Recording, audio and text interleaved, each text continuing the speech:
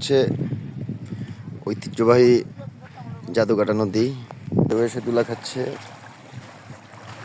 এই জাদুকাটাতে গোসল করার উদ্দেশ্যে।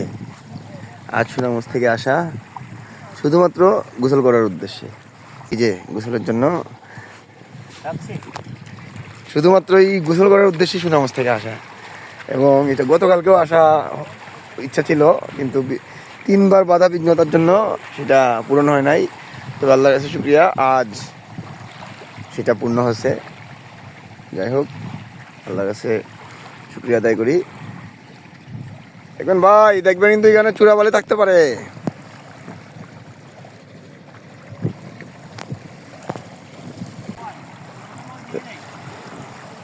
এই নদীতে প্রতিদিন লক্ষ লক্ষ মানুষের জীবিকা নির্বাহ হয় এই নদীর থেকে। এটা সৃষ্টিকর্তার নিয়ামত।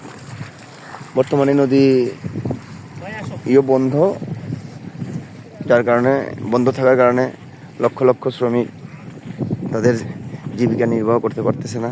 এই যে দেখতেছেন বালু, এটা হচ্ছে বালুর চর।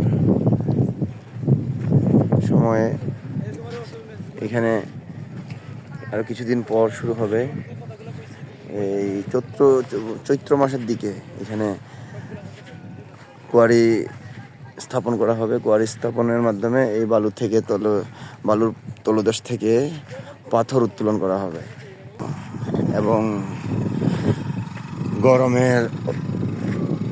গরমের মাঝে অশান্তি দূর করে শান্তি খোঁজার উদ্দেশ্যেই আসা, এবং সেই লক্ষ্যে আমরা আসি। আল্লাহর মতো অনেক ভালো লাগতেছে। প্রাকৃতিক পরিবেশ, প্রাকৃতিক বাতাস সবই আল্লাহর দান। আলহামদুলিল্লাহ।